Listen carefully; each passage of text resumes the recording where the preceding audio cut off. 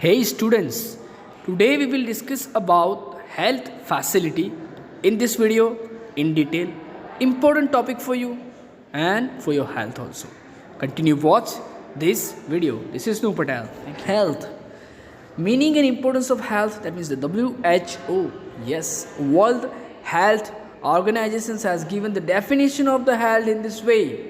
That is, health is just not absence of disease or physical strength, but it is an individual's physical, mental and social well-being. यानी कि health ऐसा नहीं है कि बस disease ना हो, फिजिकल स्ट्रेंथ अच्छी हो तो हेल्थ ही है, no, that is the limited. लेकिन उसके साथ साथ उसका मेंटली, उसके साइकोलॉजिकली जो थिंग है वो भी प्योर हो, वो भी परफेक्ट हो, वो भी hygiene. That is the main thing, that is the health and social wellbeing. यानी सामाजिक उसकी जो रीत रिवाज, उस किसी के साथ बातचीत, वो भी बिहेवियर भी अच्छा होना चाहिए. The productivity of a labour is dependent on the health. Obviously health पर ही डिपेंडेंट है. प्रोडक्टिविटी, उत्पादकता. कोई व्यक्ति हेल्थी है तब वो काम कर सकेगा, वरना कुछ काम नहीं कर सकेगा. Sound mind can be in a sound body. जैसा माइंड के अंदर साउंड जा रहा है वैसी बॉडी साउंड करेगी. Education nurtures the mind while health of nurtures the body.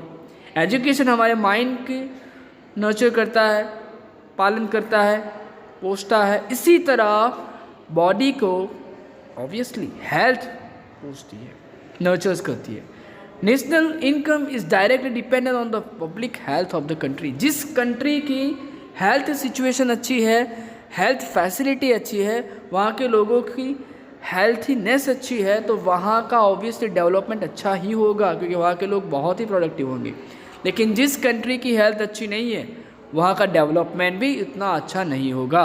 So that we can have to improve health, then automatically there will be growth in production, then will growth in economy in any country. There will be 3 ways are there. First, rise in productivity leads to rise in output. Productivity जैसे rise होगी obviously output भी rise होगा, up होगा. Second, natural resources can be better utilized and wastage of resources can be stopped. यानी जो natural resources है, कुदरती संसाधन, वो अच्छी तरीके से यूटिलाइज होंगे, उपयोग उसका होगा, वेस्टेज नहीं होगा. Then resources can be stop, तब हम वेस्टेज कम हो कर पाएंगे. And third, rise in income of labour leads to higher standards of living. यानी इनकम, लोगों की इनकम, लेबर की इनकम ने जैसे ही राइज होगी उनका स्टैंडर्ड्स ऑफ लिविंग हाई होगा, ऑटोमेटिकली डेवलपमेंट होगा. तो यहाँ पर 2 एस्पेक्ट्स नेसेसरी हैं for good health. This is the health related topic for you. जैसे कि balance diet first and second, good medical treatment. Balance diet यानी ऐसा खाना जो बैलेंसिंग हो, जिसके अंदर प्रॉपर न्यूट्रिशन हो, प्रॉपर वाइटामिन्स हो, प्रॉपर मिनरल्स हो. जितनी कैलोरी आप रोज़ बर्न करते हो इतनी कैलोरी तो खानी ही चाहिए, राइट? तभी बैलेंस डाइट होगा. And the second thing is good medical treatment. अच्छी मेडिकल ट्रीटमेंट आपको लेनी पड़ेगी, तब जाके आप अच्छी तरीके से अपना हेल्थ नर्चर कर सकोगे. Average life expectancy of the people of the country important indicator of people's health.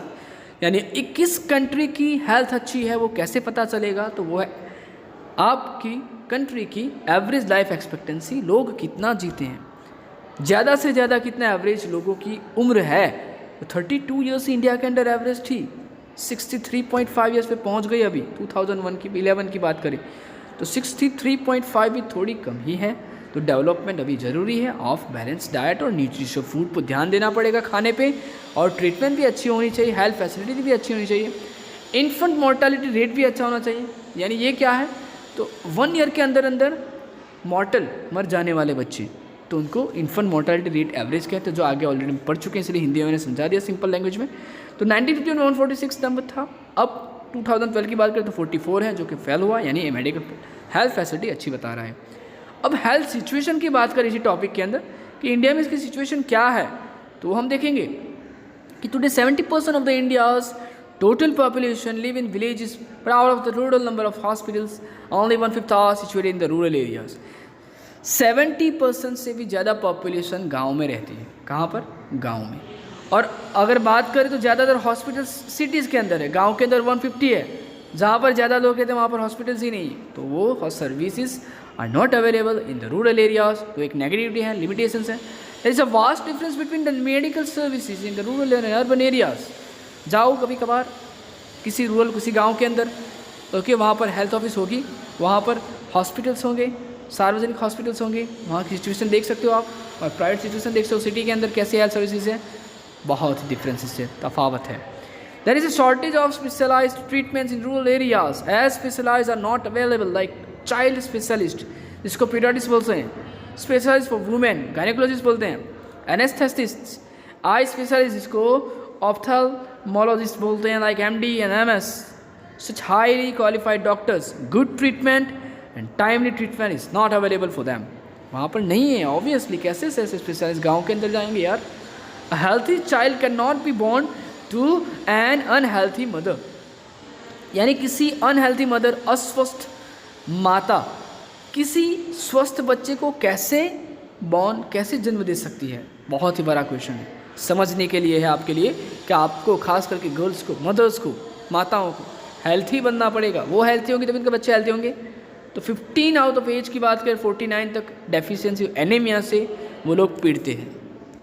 यानी यहाँ पर आप देख सकते हो कि एनीमिया की बीमारी ऐसी है कि जिसमें आपके अंदर खून की कमी हो, खास करके गर्ल्स के अंदर, वुमेन के अंदर ये पाई जाती है। तो 15 to 49 के बीच में जो वुमेन्स फीमेल्स हैं उनको ये प्रॉपर एफिशिएंसी होती है। इसके लिए न्यूट्रिशन फूड लेना पड़ेगा, उसकी कमी होगी तभी ये बीमारी होगी। तो 50% फीमेल उसमें पीड़ित है। आउट ऑफ विदाउट होता है 90% डाई, जो इसमें से 90% इसकी डेथ हो जाती है। This problem can be eliminated by the spread of education, यानी इसको दूर किया जा सकता है, एलिमिनेट किया जा सकता है किससे, एजुकेशन से, अवेयरनेस प्रोग्राम से, expansion of spread of health services से, लोगों को जानकारी दें, तब ये प्रॉब्लम दूर हो सकता है। The world bank report shows that India spends 4.4% on health, बस सिर्फ 4.4% ही हेल्थ पर खर्च करती है इंडिया ग्रॉस डोमेस्टिक प्रोडक्ट के। जैसे कि अमेरिका की बात करें तो वो 20.3% हेल्थ के ऊपर खर्चती है, और चाइना की बात करें 12.5% खर्चती है, और इंडिया के आप देख सकते हो कितना कम है। Government is consistently increasing the expenditure on health, government consistently increase होनी चाहिए हेल्थ के अंदर, एक्सपेंडिचर खर्च करनी चाहिए और कर रही है। There is a direct relationship between health and countries economic development, क्योंकि डायरेक्ट रिलेशन है, सीधा संबंध है किससे, हेल्थ से, स्वास्थ्य से, और कंट्री के इकोनॉमिक डेवलपमेंट से, आर्थिक विकास से। यस, हेल्थ अच्छी होगी, प्रोडक्टिविटी अच्छी होगी, आर्थिक विकास ऑटोमेटिक हो ही जाएगा। Government can build healthy nation by expanding and extending health services to rural areas, तो ऑटोमेटिकली वहाँ पर हेल्थ सर्विसेज एक्सटेंड हो जाएगी समाज के अंदर, रूरल एरिया के अंदर, खास करके गाँव के अंदर। सो ये है एजुकेशन, यही आपके लिए अच्छा है, अवेयरनेस लाएगा। आप अवेयरनेस लाओगे समाज के अंदर, सोसाइटी के अंदर, तो आप ही फ्यूचर बनोगे। सो फ्रेंड्स, आपको ही ये अवेयरनेस लानी पड़ेगी in our society. So here the health topic we will discuss about electricity in our next video. Continue watch this video. Can you please give the comment in the comment box so I can read your comment, your reviews, your feedback. Thank you so much. This is Noor Patel. Stay tuned with this channel. Thank you.